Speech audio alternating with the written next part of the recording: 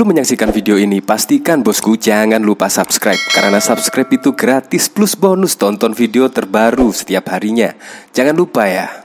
Nah, ini adalah bukti lawan-lawan politik Presiden Joko Widodo semakin hari semakin panik. Apalagi besok mendekati pemilihan Presiden 2024 atau bahkan mendekati detik-detik pendaftaran Capres-Cawapres di KPU. Bayangkan, pendaftarannya masih lama saja, sekarang sudah terkesan ya panasnya situasi perpolitikan di Indonesia. Dan ini bahkan ketika Anies Baswedan berpidato politik. Bahkan Anies Baswedan menyindir lah, kalau negara intervensi pemilu namanya melecehkan rakyat.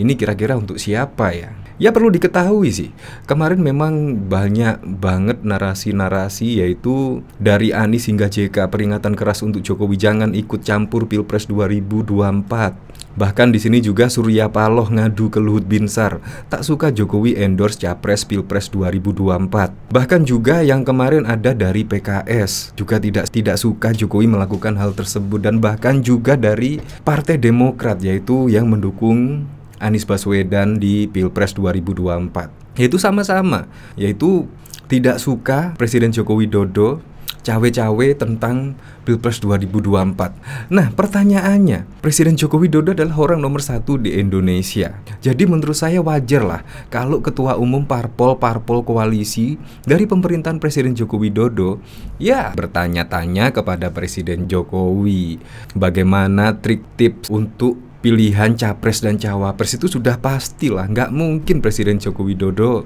cuek-cuek saja dengan hal ini. Apalagi diketahui juga pada waktu dulu Pak SBY juga melakukan hal yang sama.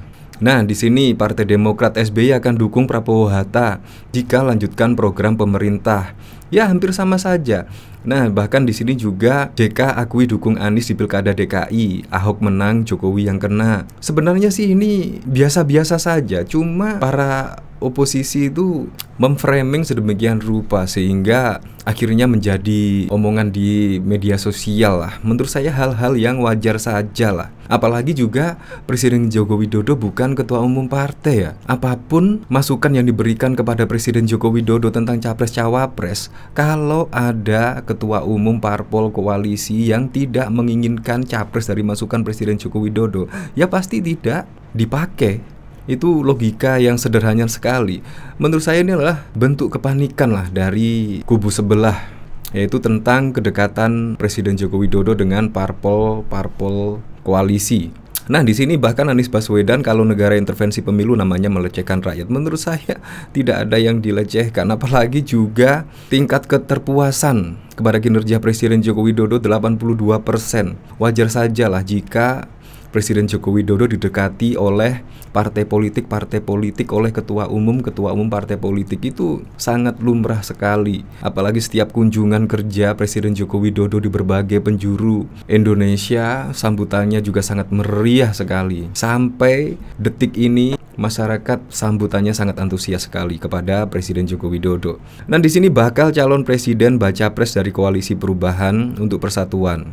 Anies Baswedan meminta negara dan pemerintah bersikap netral dalam menghadapi kontestasi pemilu 2024. Hal itu disampaikan Anies saat hadir dalam acara deklarasi relawan Amanat Indonesia Anies di Tenis Indoor Senayan GBK Jakarta Pusat pada Minggu 7 Mei 2023. Kami mengajukan diri kami, mengajukan dengan mengatakan ini gagasan kami, ini rekam jejak kami, ini karya kami, dan biarkan rakyat tanpa dipengaruhi, tanpa ada tangan negara yang terlibat. Negara netral, negara mengambil sikap di atas semuanya, ujar Presiden Joko Widodo.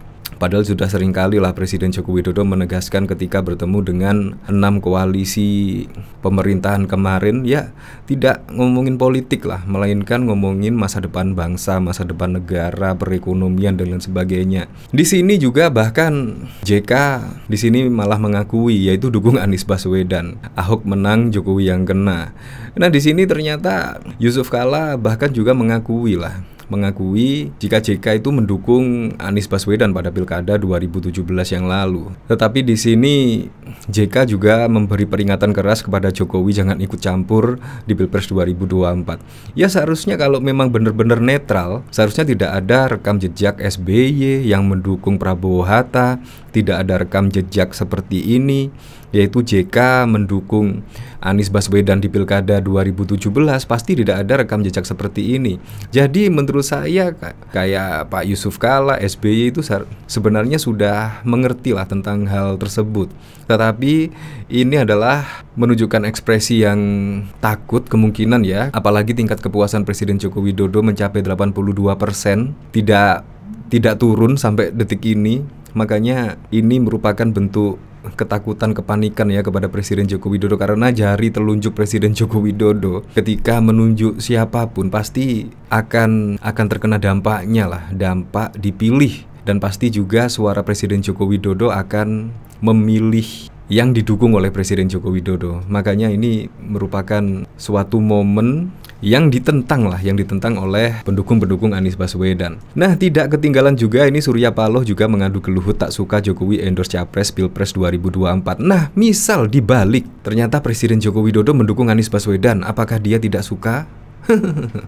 Pasti juga seneng banget. Kalau menurut saya harus netral, tapi kalau memilih Ganjar harus netral. Kalau memilih Anies Baswedan nggak apa-apa, itu kan lucu juga ya. Nah, di sini terbaru bos Partai Nasdem Surya Paloh mengadu ke Luhut Binsar Panjaitan. Keduanya melakukan pertemuan pasca Jokowi memanggil ketua umum partai dalam kabinet pemerintahan di istana beberapa waktu lalu. Kepada Luhut Binsar Panjaitan, Surya Paloh mengaku tidak suka Presiden Joko Widodo endorse Capres Pilpres 2024. Bukan tanpa alasan, sikap tak suka Surya Paloh tersebut atas Jokowi. Partai Nasdem keberatan dengan langkah Presiden Jokowi yang sering mengendorse calon presiden tertentu. Nasdem melihat apa yang dilakukan presiden tidak bagus. Hal tersebut menjadi salah satu bahasan saat Ketua Umum Partai Nasdem Surya Paloh tersebut dengan Menteri Koordinator Bidang Maritim. Nah, di sini juga tidak suka, yes. Apapun itulah, menurut saya semoga saja pada Pilpres 2024 besok berjalan dengan aman, tertib, tidak ada gesekan-gesekan, dan yang lebih penting lagi kita harus menjaga kerukunan, jangan sampai terpecah belah kayak kemarin ya pada tahun 2014 dan 2019. Cukup sudah 2014, jangan sampai terpecah belah lagi. Apapun pilihan Anda, kita dukung. Yang penting tidak usah bertengkar, tidak usah gesekan. Oke.